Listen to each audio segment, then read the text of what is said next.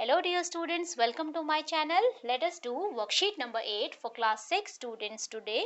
आज की वर्कशीट बहुत ही इंटरेस्टिंग होने वाली है बच्चों आपके लिए. इसमें आपको नई नई बातें सीखने के लिए मिलेंगी. तो हम शुरू करते हैं. State your age. सबसे पहले आपको अपनी एज बतानी है यहाँ पे.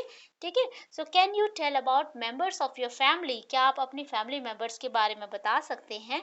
As to what did they eat. उन्होंने क्या खाया था.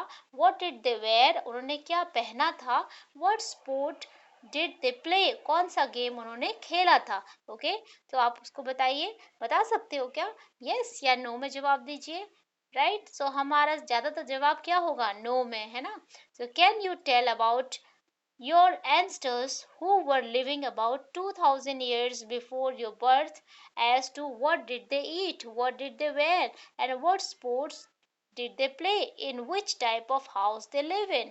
ठीक है. तो इसी तरह से क्या आप बता सकते हो. एंसेस्टर्स क्या होते हैं. हमारे पूर्वज. ठीक है. तो जो कि रहते थे 2000 साल पहले before your birth. As to what did they eat. क्या वो खाते थे, क्या वो पहनते थे, और कौन सा गेम वो खेलते थे, और किस टाइप के घर में वो रहते थे. ठीक है बच्चों. है ना मुश्किल है कहना.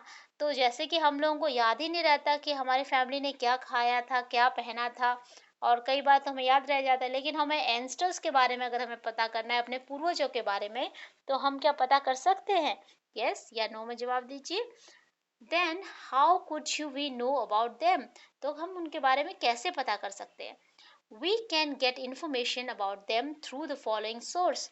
तो हम ये सारे सोर्सेस से पता कर सकते हैं उनके बारे में. और वो सोर्सेस कौन कौन से हैं. पहला है मैन्यूस्क्रिप्ट, दूसरा है इंस्क्रिप्शंस, और तीसरा है रिमेन्स एंड स्कल्पचर्स. ठीक है. तो इनके बारे में पढ़ते. सबसे पहले मैन्यूस्क्रिप्ट के बारे में पढ़ते हैं. मैन्यूस्क्रिप्ट क्या होता है. Manuscript is a handwritten books in the past were called manuscript. ठीक है. Hand written books in the past were called manuscript. Past में जो हैंड रिटन बुक्स होती थी उन्हें ही मैन्यूस्क्रिप्ट कहा जाता है. It is derive from a Latin word menu. Latin word menu से लिया गया है. विच मीन्स हैंड, जिसका मतलब है हाथ.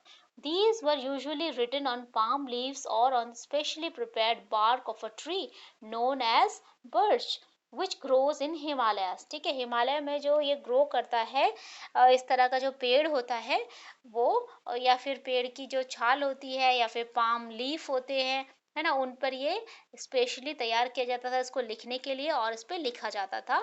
These books dealt with all kind of subjects. हर सब्जेक्ट की बुक्स बनती थी इससे.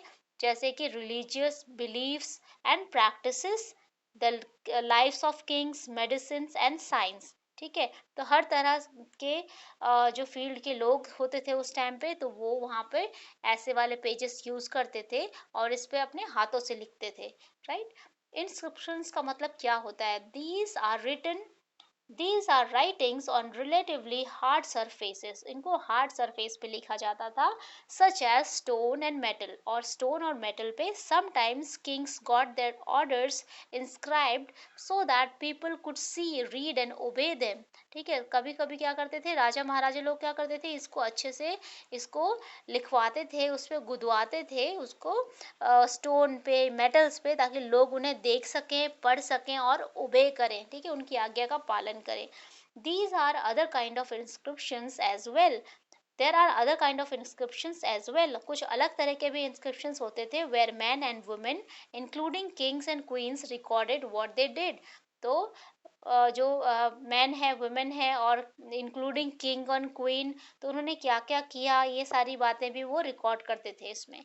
ठीक है. Remains and sculptures. अब देखिए ये क्या होते हैं. There were many other things that were made and used in the past. ऐसी चीजें बहुत सारी होती थी जो पास्ट में बनी है और उनका यूज होता था. The remains of buildings made of stone and bricks, paintings and sculptures, objects that are made of hard imperishable substances. ठीक है. इम्पेरिशेबल क्या होता है, जो कि खत्म ना होने वाली चीज होती है. ठीक है.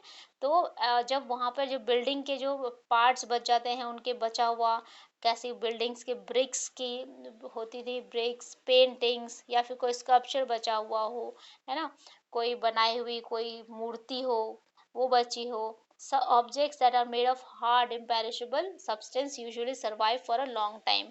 ऐसी चीज जो हार्ड और ना खत्म होने वाली सब्सटेंस से मिलकर बनी हो तो वो काफी टाइम तक रह जाती है. Archaeologists also look for bones of animals birds and fish. तो वो क्या देखते हैं आर्कोलॉजिस्ट? एनिमल्स बर्ड्स या फिश के बोन्स को भी देखते हैं to find out what people ate in the past, कि उन्होंने पहले क्या खाया था.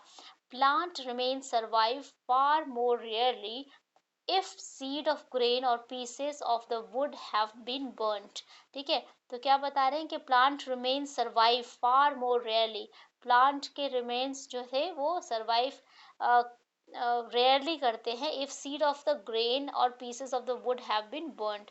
अगर सीड जो होते हैं और पीस ऑफ द वुड जो होते हैं वो बर्न हो जाते हैं तो उनको ये मुश्किल होता है ये देखना.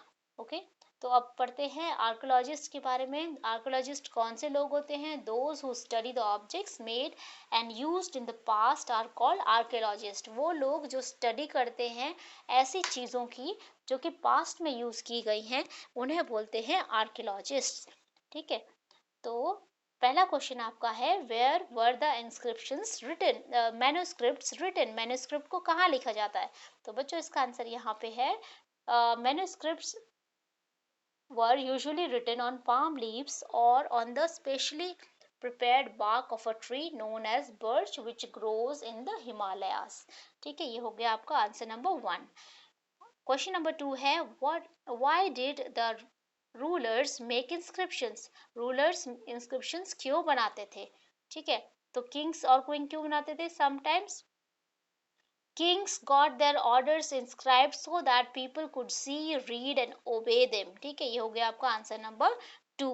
ठीक है, तो आप लिख सकते हो आंसर आपको ऐसे लिखना है तो आप लिखोगे that rulers made inscriptions so that people could see, read and obey them by looking at it.